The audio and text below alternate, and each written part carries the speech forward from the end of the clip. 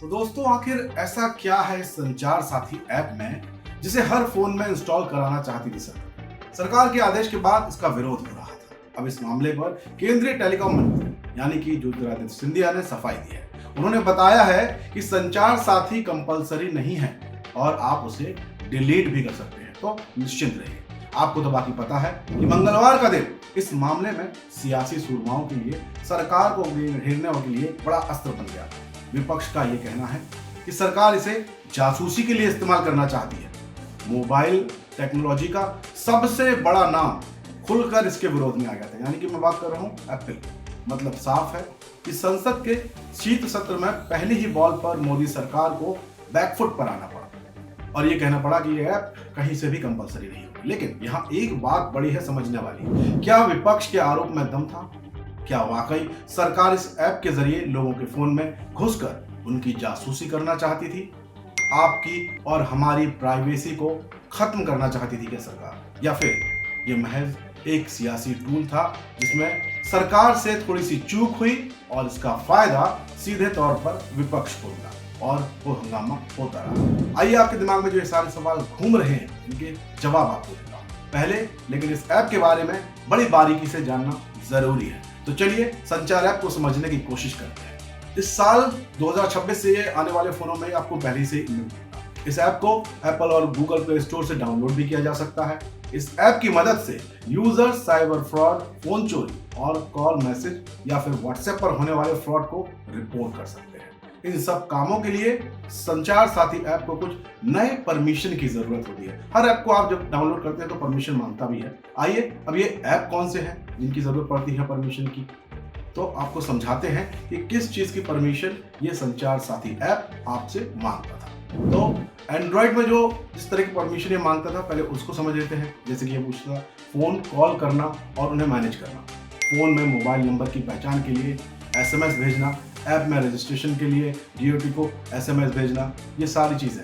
Call SMS log यानी कि call या एसएमएस को संचार साथी ऐप में रिपोर्ट करने के लिए फोटो और फाइल्स जो हैं कॉल या एसएमएस की इमेज अपडेट करने के लिए चोरी हुए मोबाइल और दूसरे डॉक्यूमेंट को जो है स्कैन करने के लिए। बाकी कैमरे की भी परमिशन मांगता था, फोन के जो IMEI नंबर को स्कैन करने के लिए होता है। तो ये सारी एंड्रॉइड फोन में ऐप्स को वो आपसे परमिशन मांगता था कि आपसे वहां घुस कर संचार साथी ऐप को। और iOS ऐप की अगर बात करें, यानी कि एप्पल के मोबाइल अगर आपके पास है तो वहां पर ये केवल 2 ऑप्शन आपके लिए मांगता था कि परमिशन आपसे मांगता था, जिसमें फोटो और फाइल किसी फ्रॉड को रिपोर्ट करने के लिए, कॉल एसएमएस की इमेज या चोरी या खोए जाने हुए फोन की रिपोर्ट करने के लिए थे सारे। बाकी कैमरा की परमिशन तो जरूरी है, फोन के IMEI नंबर को स्कैन करने के लिए। तो ये सारी चीजें वो आपसे मांगता था, यानी कि आपको इसकी परमिशन देते तब इस ऐप के साथ आगे बढ़ पाते। संचार साथी ऐप की वेबसाइट में बताया गया है कि यूजर की पर्सनल जानकारी को किसी भी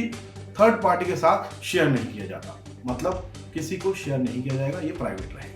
हालांकि जरूरत पड़ने पर इस डेटा को इन्फोर्समेंट एजेंसियों के साथ शेयर किया जा सकता है, वो भी जरूरत पड़ने पर। एप्पल ऐप स्टोर में संचार साथी ऐप को लेकर दावा किया गया है कि इस ऐप के डेवलपर यूजर का कोई भी डेटा कलेक्ट नहीं करते, यानी कि किसी तरह का कुछ। एंड्रॉइड प्ले स्टोर में दावा किया गया है कि ये ऐप ना तो डेटा कलेक्ट करती है और किसी भी थर्ड पार्टी के साथ डाटा शेयर नहीं किया जाता, यानी कि पूरी तरह से इसको उन लोगों ने सेफ बताने की कोशिश की। अब इसे समझिए कि क्या इससे जासूसी संभव है, तो आपको बता दें कि संचार साथी ऐप में मांगी गई परमिशन बहुत सामान्य है। यूपीआई या दूसरे बैंकिंग ऐप काम करने के लिए इसी तरह की परमिशन मांगते हैं, फिर संचार साथी तो हमारा साथी है। वहीं सोशल मीडिया ऐप को हम इसे परमिशन सोशल मीडिया ऐप हमको इससे ज्यादा परमिशन देते हैं, क्योंकि संचार साथी ऐप माइक लोकेशन कुछ सेंसर की परमिशन नहीं मांगती। ऐसे में यह आरोप लगाना कि ऐप जासूसी कर रहा है, ये पूरी तरह से ठीक नहीं होगा। लेकिन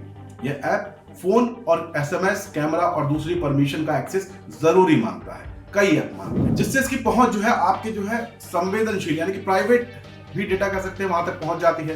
अब आप सोच रहे होंगे कि आपको कैसे पता चलेगा कि कोई आपकी जासूसी कर रहा है या नहीं।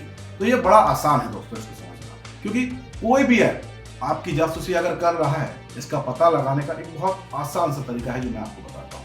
अगर फोन में कोई भी ऐप ओपन नहीं हो रहा और ओपन नहीं है और स्क्रीन के ऊपर हरे या ऑरेंज कलर की लाइट जल रही है, तो आप सतर्क हो जाइए, क्योंकि आजकल सभी फोन में कैमरा जो है माइक ऑन होने पर ये लाइट जलती है, जिससे आप पता लगा सकते हैं कि आपके फोन से कोई जासूसी हो रही है या नहीं।